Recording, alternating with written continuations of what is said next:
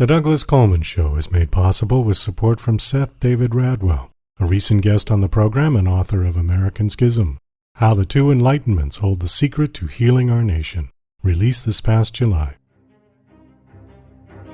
As Publishers Weekly writes in its recent glowing book life review of American Schism, business executive Radwell's epic debut examines the historical influences that have led to what he sees as the collapse of politics in the United States. Seth Radwell makes the case that the current chasm between the American right and left can be traced back to the 18th century's Age of Enlightenment and the basic tenets of liberty, equality, and reason. American Schism provides a historical perspective that can help us fight today's unreason with reason and bridge current-day divides.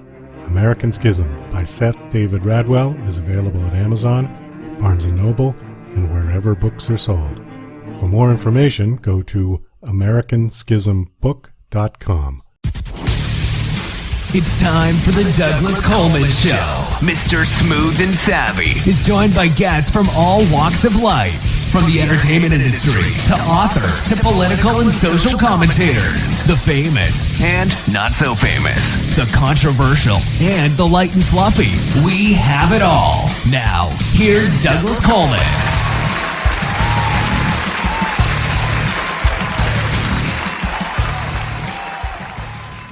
Okay, please welcome back to the Douglas Coleman Show, Seth David Radwell. Hey, Seth, welcome back. Douglas, it's so good to be back with you. Thanks for having me back. Oh, thank you for coming back. As we were just talking about before we got on, I did happen to see your interview on Tucker Carlson. How was that anyways? How was Tucker? It was an amazing experience in that he was very different than how he appears on his nightly show on Fox. So he had me up to his studio in Maine, and we spent quite a long time together. The interview itself on Fox Nation was about an hour. And he's an extremely thoughtful, smart guy. And, you know, it was indicative to me, Douglas, of the fact that what he's doing on his nightly show is he's playing a role to get, to get ratings and get support, which is how our media works nowadays. And he's one of the most watched anchors on cable. But his show and his positions are very much, I think, crafted to plug into his base and to build his audience. Well, unfortunately, that's what happened or has happened with all media. And this is one of my rants on my show, is that I try to stay away from all of that because back in the day, and I think you're probably old enough to remember people like Walter Cronkite, who just came on, gave the news, and let you make up your own mind as to what you wanted to do with the information that they give you. That's all changed now. And both like CNN, MSNBC, Fox, they're vying for their niche. And the Fox niche is the conservatives, the Trump supporters, and the other side is not. And absolutely. Yeah. And so they have to make it's all op-ed. It's not news. And this is where I really get upset when they say, well, we're a news outlet. Well, no, you're not.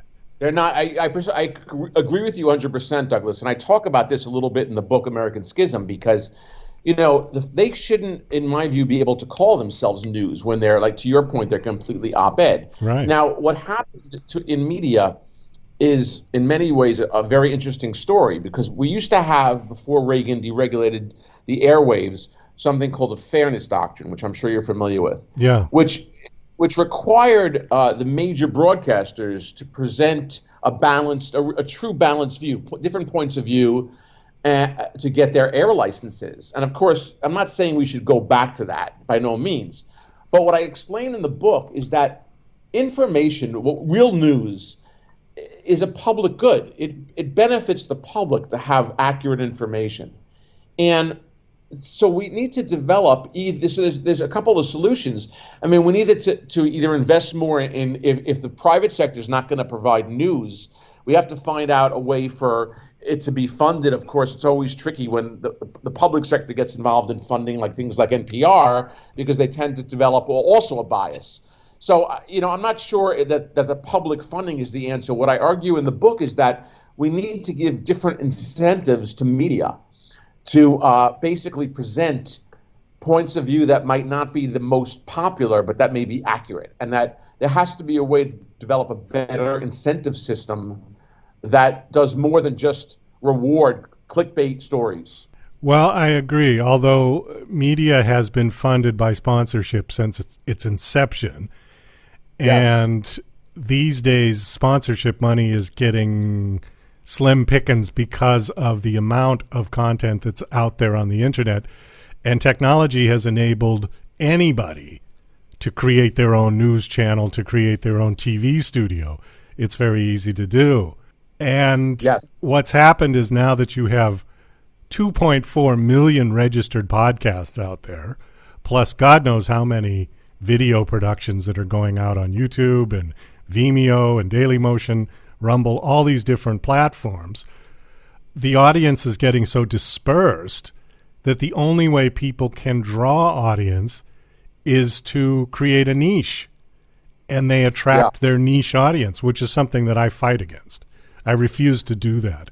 And that's probably why I've been on for a long time and don't have an enormous following, because I'm trying to do what used to be done, which is appeal to a world market, mass appeal, like Johnny Carson used to be. Yes. Part of the problem is not on the supply side, it's on the demand side. And what I mean by that is most of the issues that are thrown around in, let's say, social media are complex issues which need to be examined and thought through. And the social media platforms are not conducive to that, because you can't learn about something through tweets. No. And now, because the cable news shows have become, to your point, so biased and so much feeding their niche, they're not open to really educating in a broader way. So the stuff that you're trying to do, Douglas, this notion of having a platform where you can discuss an issue from multiple sides, I think is part of the solution. I argue in American Schism that we've got to fight unreason with reason. And one of the ways of doing that is recognizing that most complex issues are not so clear-cut. They need to be looked at from different angles, and that's kind of what I think you're trying to do on this show and on some of the other podcasts I've been on. I think it's been more conducive to that exploration. Now, I will say, you asked about Tucker Carlson, and while I find his nightly shows on Fox that they fall into the same pattern, his Fox Nation hour-long discussions, which is what I was on, is a much more in-depth discussion that can be a little more nuanced and a little richer. And people who've seen the clip that was shown on the nightly news and have been critical of me appearing on Tucker Carlson for precisely the reasons that we were discussing about him being an echo chamber, so to speak. Right. When they watch the full hour-long interview, they think it was actually quite insightful. Well, that's good. I mean, I'm happy to hear that. Yeah. And I'm happy that he's doing something. Now, the Fox show that he's doing, you said he was in Maine? So he shoots the Fox Nation shows from his studio in Maine. Oh, okay. So, yes, and they're hour-long shows that stream on Fox Nation, and then he shows like a clip of it on his nightly show. But my point is that while the nightly show is very much fitting into this pattern of trying to attract and appeal to a niche or a base, right, and not really, and what I would call nowhere near news. His hour-long shows are more are closer to.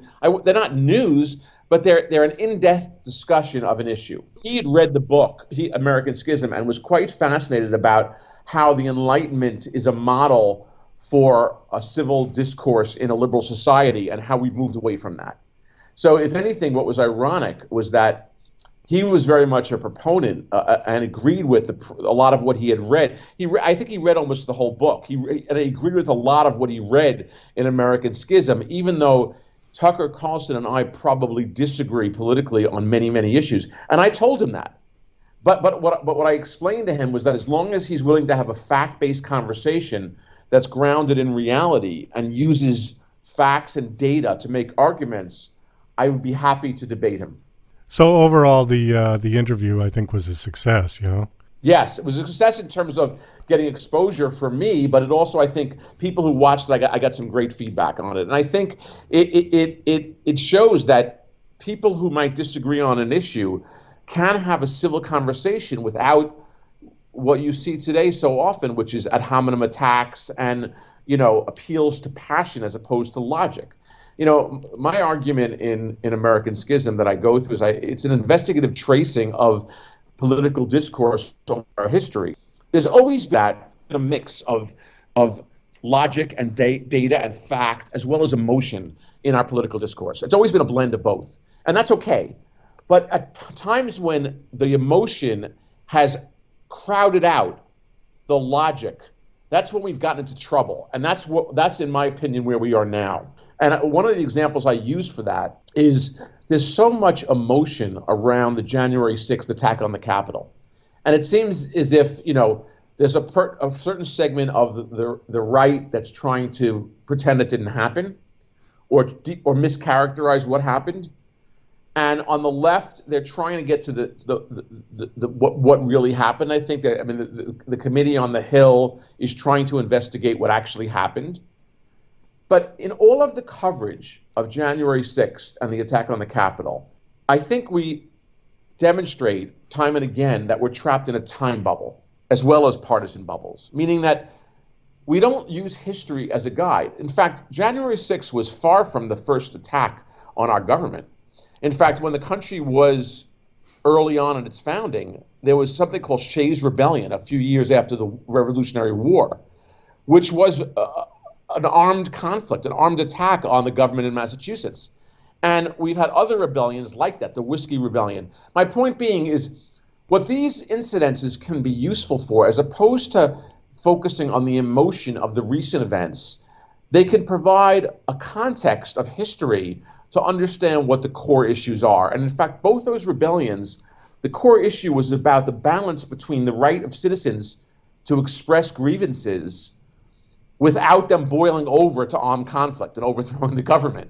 So, we could talk about both of them because they're really elucidating, I think, for how Washington maneuvered the Shays Rebellion, for example, and what we need to think about when understanding the real grievances of the folks who marched on the Capitol, while at the same time drawing a line between overthrowing the government, which is what the intent was in terms of many of those participants. Well, wasn't the White House burned in the War of 1812 as well? Then they set it on fire? Absolutely. Yeah. It was. And it's really interesting because why I like talking about Shays Rebellion is, think about it for perspective. Let's take a step back. Daniel Shays was a Revolutionary War hero. He was a Massachusetts farmer. He'd fought in the war. I think he was injured. And around before the Constitution, it was, I think, 1786, or the war's over a couple of years, and Alexander Hamilton and the Federalists come up with a plan to pay for the war, which involves taxing the people who fought in the war. And because of the way monetary conditions were at that time, with inflation or the various aspects of it, the bondholders of the war were going to get quite wealthy based on Hamilton's plan, meaning the New York bankers. So the people like Daniel Shays were outraged. Here they gave their life for a principle of declaring independence from essential power and declaring the right to freedom and liberty and the pursuit of happiness. And now, a couple of years later, they were being unfairly taxed. And for Daniel Shays and his rebels, the model of a couple of years earlier of the Declaration of Independence and overthrowing essential power that was not acting in the interests of the citizens, that was his model. So why not do it again in Massachusetts, right? It's 1786. and so, and that's where Washington, the notion of recognizing the grievances, but also recognizing that we needed to, that resorting to overthrowing the government wasn't going to be the solution. That the framers that then created the Constitution expressly made it malleable, changeable, in light of what was represented by Shays' Rebellion. It had a big impact. It had two impacts on the Constitutional Convention, which happened at that time. One was that it allowed the federal government to raise an army, because before then, the Articles of Confederation did not allow for the raising of a federal army.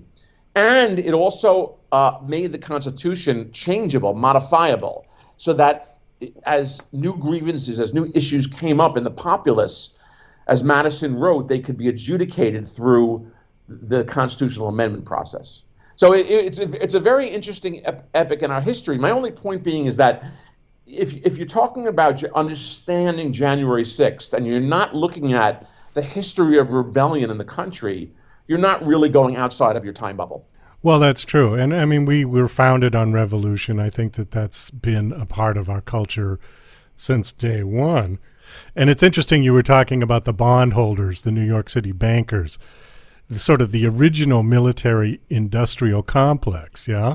Yes, absolutely analogous. Yeah. Absolutely.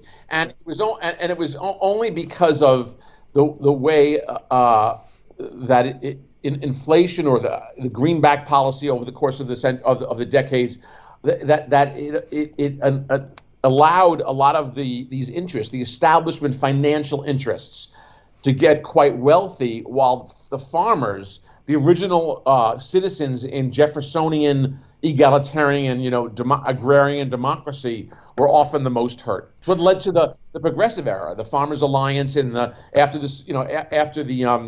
Civil War into the Progressive Era. So there was a lot. There's a lot of that history that's quite relevant to today. And what American Schism, the book, tries to do is give a tracing of that to figure out, why are we so divided today? Let's look back at our history and explore the antecedents of today's divisions to better understand them and to better come to some understanding of how to get past them.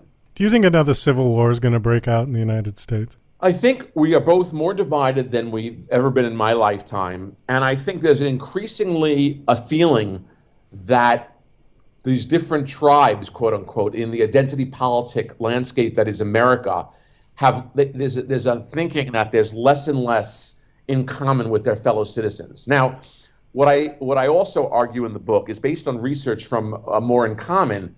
There are about 70% of Americans that make up what I call a exhausted majority, or a frustrated majority. That's great. And I know last time we spoke, you liked that quote. Oh, very much. So these are the people who you don't hear from. And one of the things when you do the research, one of the things that they're so frustrated about is that they recognize that this 70%, that their voices are being drowned out by the extremes because of the social media platform and the way media works. Now, when you quiz those 70% and you ask a question like, I think there was a statement done in one of the studies, about whether it's important to listen to other points of view and compromise to get to solutions, that 70% majority overwhelmingly agrees that A, our current discourse is not productive, it's counterproductive. B, we have to listen to other points of view and compromise to get to solutions. And C, they feel like their voice is not being heard. So that's what gives me hope, that there is a big majority of the country, this exhausted or frustrated majority, that recognizes we can't keep criticizing each other in this ad hominem way. And they also recognize that we have more in common as Americans than that which tears us apart. But the question is, how do we hear from those folks? How can this frustrated majority or this exhausted majority, how can they reclaim the discourse? And that's precisely what I'm trying to do with American Schism and with the campaign of Fight Unreason with Reason. Give voice back to those who are not part of the extreme left or extreme right, that believe that we have to find compromises to solutions, as so often the private sector has been able to do. I think, as we discussed last time, Douglas, my career has been in business. I've led many companies, and I'm used to of data-based problem solving. And it seems like, again, that has gotten crowded out in the public arena, and we have to get back to it. Well, I think that's one thing to be said for Trump, was that he approached the whole game of politics as a business and did it that way, yes, rather than the career politicians like Biden and others who approached it from a political sort of what can you do for me type thing. I think that's right. I mean, what I argue in the book is that I think our whole political industry, the establishment, is broken on both parties. Yeah. I think what's happened is that the political establishment now in the U.S. has been dominated by these two parties who've created a whole economic window around them through lobbyists and there's this whole infrastructure that's based on keeping those two parties in power. And, you know, in the third part of the book goes into practical ways we can move forward. And one of the third part of American Schism talks about both structural changes and mindset changes. But one of the structural changes that I think is really important and pretty doable, frankly, is to get away from the two-party system. I think we need more ideas in the marketplace of ideas. And what's happened, if I could, is that, and I described this in the book, whenever there's a third party at the national level in the U.S., it's been a spoiler. It's taken away votes from one of the major parties and helped the other guy win. Right. So it's looked on upon very negatively. But if you look at the way proportional voting or ranked choice voting works at the local level, it's very powerful in getting more ideas in without third parties being a spoiler. So the simple explanation is that in a ranked choice voting system, you present your first choice and then your second and third. And so if the first choice is thrown out because it has the least votes in the first round, your vote counts again. It's reallocated. So what it's been shown, from an empirical perspective, it's been shown that ranked choice voting is actually a better reflection of the electorate's desires. Because if if a citizen's first choice doesn't win, that citizen still gets a voice in the ongoing contest. Now, you know, in a ranked choice voting world, you can have many parties and many ideas. And what's interesting to me, and this has been discussed not only in my book, but in others, at the local level, a lot of localities are moving towards a ranked choice voting system because they recognize that for problem solving at the local level, we need more ideas. You can't just have two candidates. And so that's interesting to me because maybe that's a part of the pathway forward. And in American Schism, I very much argue about how we can develop that idea into a broader idea that works at the federal level as well. You're listening to Mr. Smooth and Savvy right here on the Douglas Coleman Show. We'll be right back after these commercial messages. Douglas Coleman's Don't Do a Podcast is a dryly humorous rant about Douglas's pet peeve, the unrelenting torrent of podcasts hitting the web on a constant basis. As technology has put podcasting within the reach of anyone, many wholly unqualified people have taken the plunge. This witty polemic tries to persuade them from broadcasting their drivel using Douglas's brand of sarcastic humor. Now on Amazon, only 99 cents. DJC Music and DJC Productions are pleased to announce a brand new website. We have started a listing website for radio show hosts as well as potential show guests. This is a meeting site where hosts and guests can come together. Show hosts can list their show and types of guests they're interested in booking. Potential guests can list their talents, bio, accomplishments, or anything they feel makes them an interesting radio show guest. There are no recurrent payments, only a one-time $5 listing fee. Your listing will stay up until you decide to cancel. Previous guests of The Douglas Coleman Show are welcome to submit their guest listing free of charge. Go to radiohostsandguests.com. That's radiohostsandguests.com.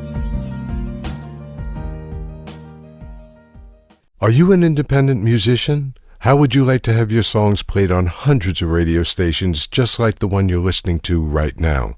Join MusicSubmit.com and we'll promote your music to radio stations and blogs in your genre. It's free to set up your account, and we guarantee your music will be considered for airplay by radio stations worldwide. Why not sign up today? It's free. MusicSubmit.com. Radio promotion for indie musicians. Hey, this is Ray Powers. Don't touch anything. You've got it right where you need it. Tuned in to the Douglas Coleman Show. You heard me. This might sound like a kind of a childlike question, but what exactly is the point of having political parties? So interestingly, it's always been a concern. In fact, in Washington's farewell address, the formation of what was then the Federalist and the Republican Party was very concerning to him because it had gotten so bitter between like Hamilton and Jefferson. And so he warned the country about letting political parties be so powerful and let them become more important than country.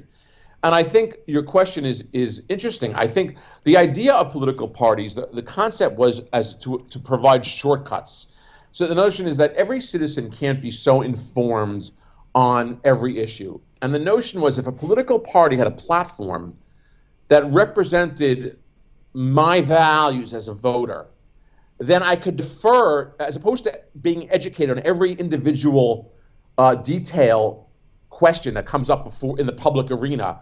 I rely on the political party to address that specific issue because they have an overall governmental framework which I adhere to. So that's the concept. But what was interesting is over the course of our history, political parties have not been so aligned with our tribes, so to speak, as they are now. They've been more mixed, and they've shifted over time. So I think, to Washington's concern, I think as he stated in his farewell address, I think the political parties have become overly powerful, especially because of the political industry around them. So lobbyists and lawyers and military complex, the people who write all the rules and curry favor, and that along with the lack of campaign finance reform. I mean, our system has turned into one where the two parties are basically taking bribes from interests. Yeah. And that's where the political parties have become too powerful. And so I think this has to change. It's part of what is in the area of structural reform in the book. And I'll throw out another example for your listeners. I discuss in the third part of American Schism how term limits can be a very effective mechanism to avoid some of the worst of what's happening in the political industry today. And term limits are important in my mind because they stop the type of embedded cronyism that ends up happening with long-serving legislators, let's say, who feel secure in their seat, both because of gerrymandering that allow them to never lose and never be challenged. And my sense is that, in the public sector, they don't have a principle that we use often in the private sector, which is the notion of renewal. So in the private sector, we realize that no human being should be in the same role forever. As part of human renewal, you need new challenges. So like if a given manager in the private sector in almost any company is in a certain role, they stay in that role for a couple of years until they excel at it. And then they get either promoted or move into something new. And I think that notion of renewal is very important for the human spirit.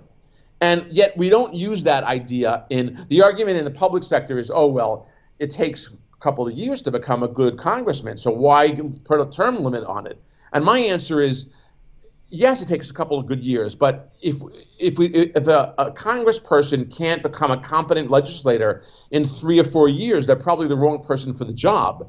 And as a consequence, I argue for term limits of about 12 years for a congressman. I think that applies to federally elected offices, and I think it should apply to the Supreme Court as well. Yeah, I think I would agree with you on that, because when I see a statistic that Nancy Pelosi has been in office for 38 years, to me that's just obscene. That's ridiculous.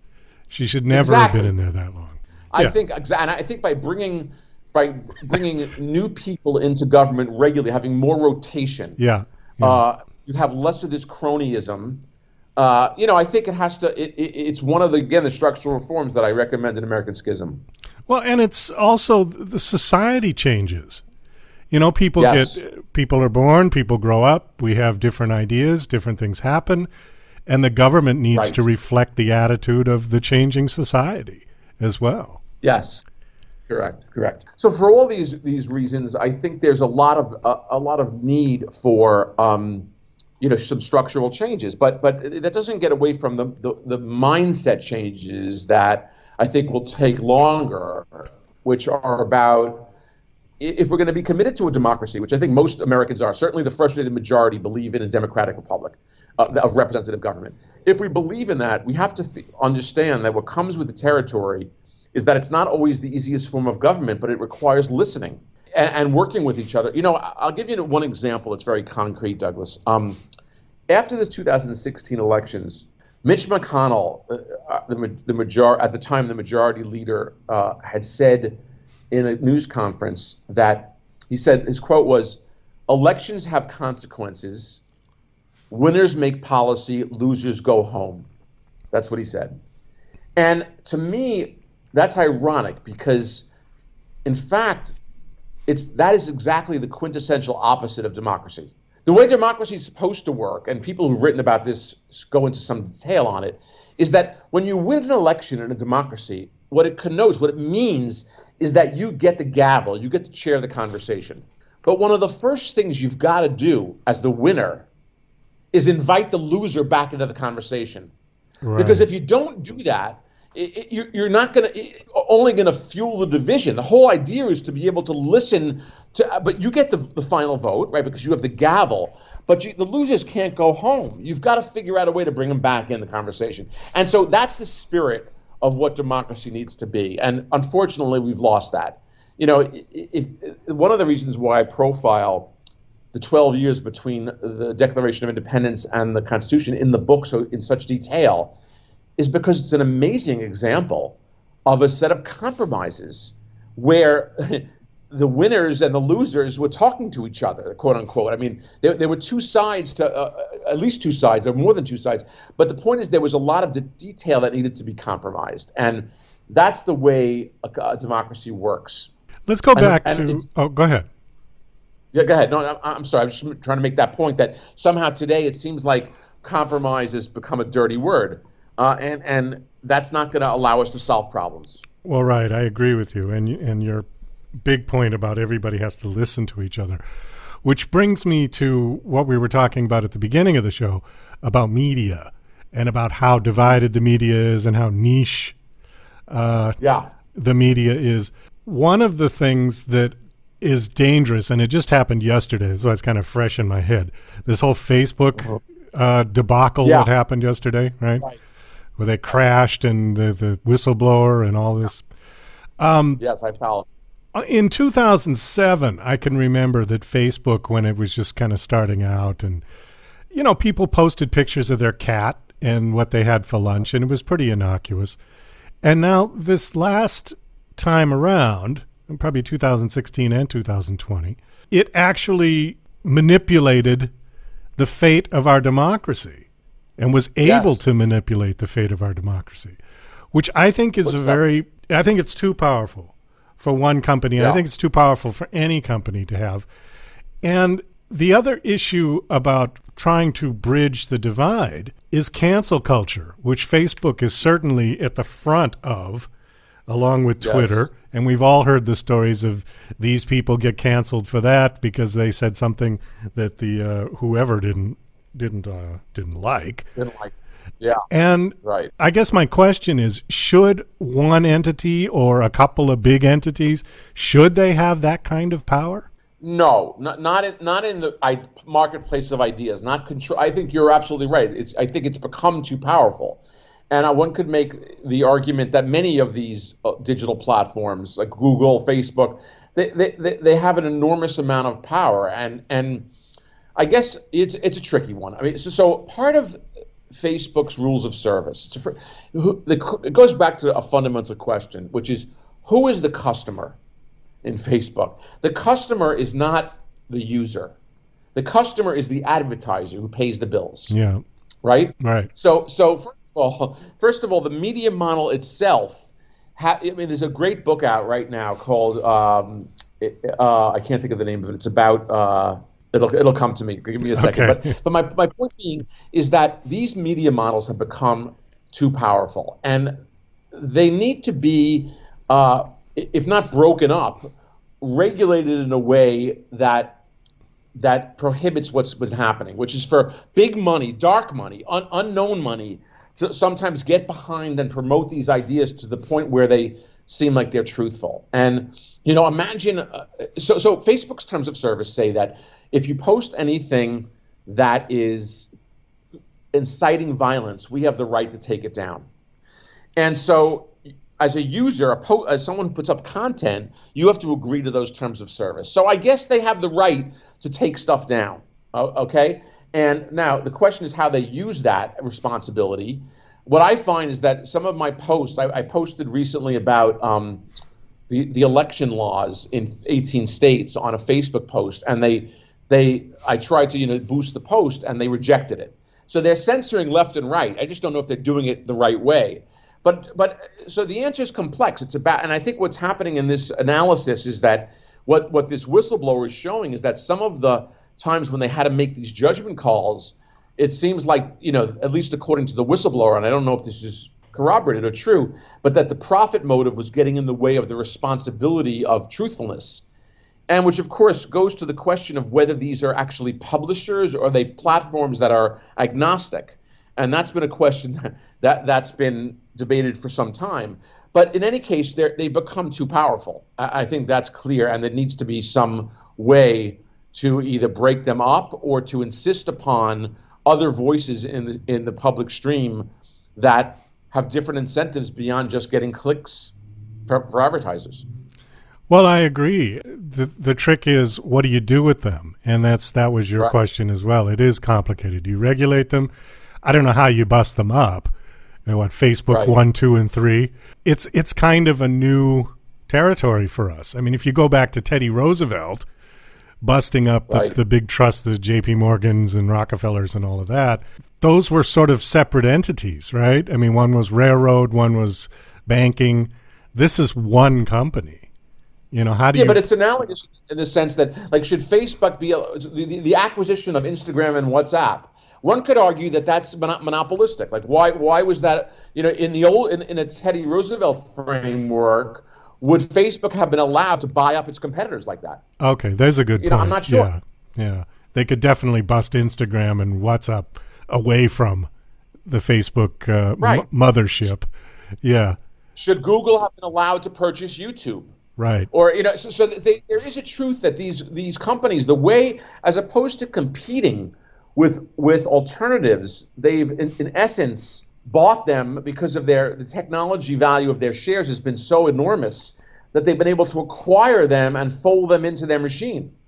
And if anything, that the spirit of antitrust legislation in our history shows that we broke up AT&T, for Christ's sakes. So I think that there's something to that. I mean, if there were, let's say there was a competing platform where, let's say there's a version of Facebook where, as opposed, everyone who uses that platform, one of the rules is you have to be authenticated as a real human being. In other words, to get a driver's license, you got to go to the Motor Vehicle Bureau and get a license to drive. Well, let's say on this platform, you need to be a real human being, not a bot in some Russian laboratory. So that the first thing would be that everybody who's posting on that new platform, at least we'd know it's a real person, and they would have responsibility for the content they put up. But another platform doesn't have a chance of competing against Facebook because they're so powerful.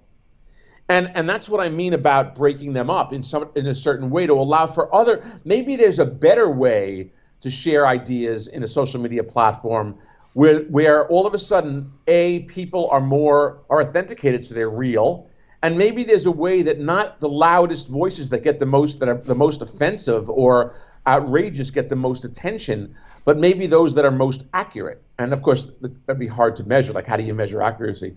But my point being is that there should be competing models. And what Facebook and Google and Amazon in their arena, they've disabled any competition. Well, yeah, exactly right. And the more that the cancel culture from them persists, the more divided this country is going to be. Because I think censorship is diametrically opposed to unity. Yes, I agree. And I feel like they're becoming, because of their power, they have this responsibility now to censor, which is also not good. So I agree with you. I mean, it's very ironic to me that it's taken to this point to recognize that, the digital arena has developed over the course of the last 20, 30 years, and it's basically been free reign. I mean, there's been very little Now, I'm not for government regulation per se, but from an economic perspective, accurate information is a public good. And it's amazing to me the degree to which that information has become politicized. I mean, the FDA is a great example, the whole medical community. So the government might have a role. If information is a public good, then it needs to. Then what that means from an economic perspective is that no private entity can ensure its accuracy, Right. and so the public government might have a role in doing that. Well, I agree with you about limited government regulation in a free society. However, there are exceptions, and this could be one of them. Facebook could be one of them. Certainly, I'm happy that Roosevelt stepped in back in the 1930s and regulated the banks. Can you imagine if we didn't have FDIC and any of that now? Correct. It'd be a disaster. Right. So there is. I think that's right. I think we're going to need some. I think this is going to need to change because it's. I mean, whether this whistleblower and what's going on with Facebook right now is indicative. It may be that Google does a better job of ensuring public safety because they're maybe, as opposed to Facebook, they're not allowing. They're drawing a hard line on accuracy versus profit making. I'm not saying that's true or not. I don't know. But the point is that if they become so powerful that they have that ability to shape an election or to sway public opinion to such a degree, then they're probably too big. I agree.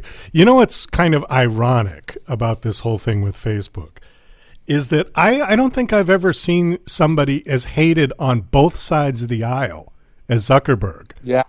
And I think that if they were to get something through Congress to regulate them or bust them up or whatever they have to do, I think it would get unanimous bipartisan support because both sides of the aisle hate him for different reasons. We can't seem to agree on anything, but that's one issue I think they could push. I really do.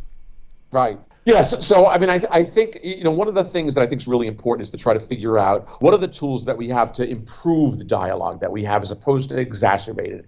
And the social media platforms, as we talked about before, sometimes these night cable shows, they're not reporting news. They're trying to, make op-ed points of view. Right. And we need to facilitate other kinds of dialogue. Talking to each other in person. I'm part of a group where I'm giving book talks about American Schism to a group called Braver Angels, it's a nonprofit group that tries to get people in a community who are on different sides of the political spectrum, what they call reds and blues, to sit down together and get to know each other. And invariably, after one of the sessions that I've done or I've seen, there's indeed a much better understanding and appreciation for other points of view after they actually talk to each other. And we've gotten so far away from that, that it becomes so easy to demonize someone you don't see online. Some of the things that people tweet or post to each other is something that they would never say to each other in person.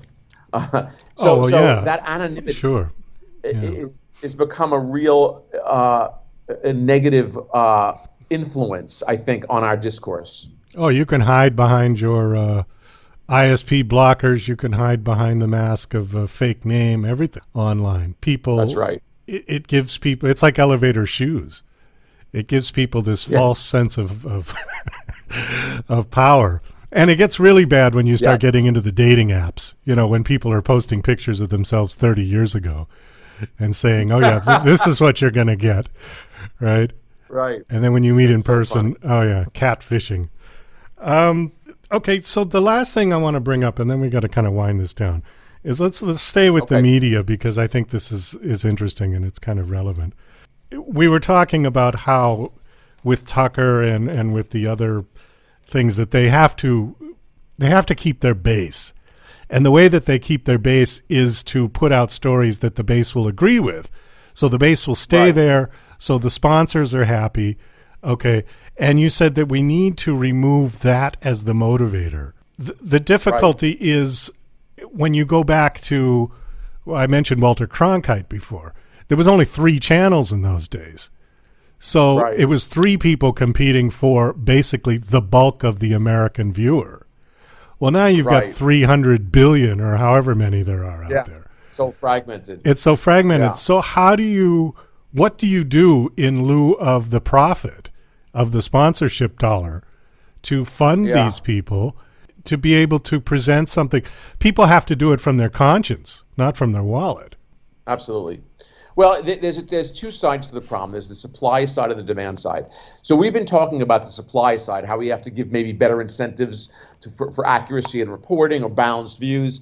But let's talk about the demand side for a second. The idea is that consumers are educated enough in what we used to call civics to be able to evaluate evidence and a source and a point of view and make judgments about its veracity.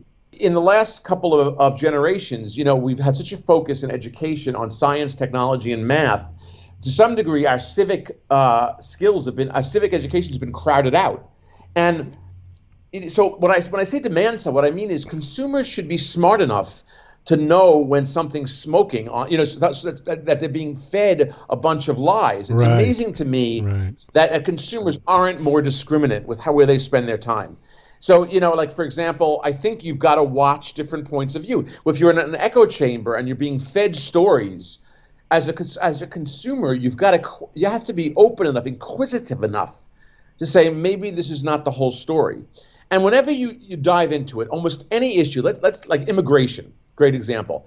It's so easy to fall into this, the pictures from the border recently with the horseback. It's so easy to fall into let's call it a storyline that's being promulgated by a political point of view, left or right. When the truth is that our immigrations are complex, and they need they're nuanced and they need to be thought through. For example, our history of immigration in the country has shown that at times it's been very beneficial for skills that we needed, and all times it's been very xenophobic, and it's really discriminated against certain people. But the point is that both sides of the debate, the extreme sides I'm talking about, they're both crazy and they both caricature each other. In other words, we can't have open borders and allow anyone who wants to come in. We're a country. But we also can't have no immigration, both for skill reasons and for humanitarian reasons. We need to accept refugees, etc. There has to be a process. And what's ironic to me is that before this got so ridiculously caricatured, which it has in the last couple of years, about 8 years ago, the Gang of Eight on the Hill had a very comprehensive proposal for how to address many of the problems in immigration that was detailed. Now, it upset both the left and the right. The left were very upset because it had quotas, or they weren't called quotas, but they were various regulations. And the right was very upset because this proposal from the Gang of Eight had a pathway to citizenship for dreamers. And so, both extreme sides were upset. But my point being is that it was a complex structure that it resolved some of the issues. But after further characterizing the other side as in these crazy ways that we have over media over the last couple of years, I think we're further from any solution now than we were many years ago. My point being is that consumers need to understand these are not simple issues, and if they're listening to a media source that's trying to inflame their passions over their logic, they have to be able to recognize that. I agree. We've not been very good. We haven't been very good at that. No, in fact, the media sources are doing a great job of reducing complex issues to the lowest common denominator and showing that to everybody. Right. Right. Then of course they're going to have, because they want the reaction of outrage from both sides. That's what they're. That's right. That's what sells. Their goal is not to pass on information. I mean, it's not to educate. So then we're left with, though, a very important question, which is if the private sector is not providing accurate information, which is a public good, who should do it? I mean, do we have to fund? I mean, the European model, by the way, is to fund more public information, and they try to do it through not just, like, say, one channel, but many. And they try to draw an editorial line between funding and reporting. Now, you could argue about whether the BBC, whether these other European models that are providing more public information, public support for news, let's call it, is that model good or not? I think there's something to be learned from it. I think there's something to be studied with it. And BBC is one of the like 4 major networks that I watch. In order for me to get accurate news, I've got to watch 4 different news channels on the same story. Yes. I'll pick one story that I'm interested in and go to the BBC, I'll go to CNN or maybe Fox, and maybe I'll go to NBC or something like that, and run them all together, and then try to say, okay, somewhere in the middle is the truth. Yeah, I agree. That's where I've been. Consumers don't do that. They tend to put their. I mean, that's one of the reasons why you and me, we might watch all the major Fox, NBC, MSNBC, CNN to see how they're covering a story, so we precisely get that blend and understand where the biases are coming from. Most Americans, or too many Americans, are caught in their echo chamber. Right. They watch one channel and that's it. They're done. And they feel satisfied. Exactly. Well, the Douglas Coleman Show is part of the solution. I mean, to discuss issues and to see that to realize that there is a benefit in in-depth discussion that might not be black and white, but might have different points of view. Well, thank you for that. That's very nice, and I hope I can make a small impact on that, because while everybody else is doing echo chamber stuff, I have adamantly refused to do that. And I don't ever want to do that. I want to show all points of view. And you know what's interesting? Well, just real quick, and then we got to wrap it up. This notion of diversity, which we hear that word thrown around all the time.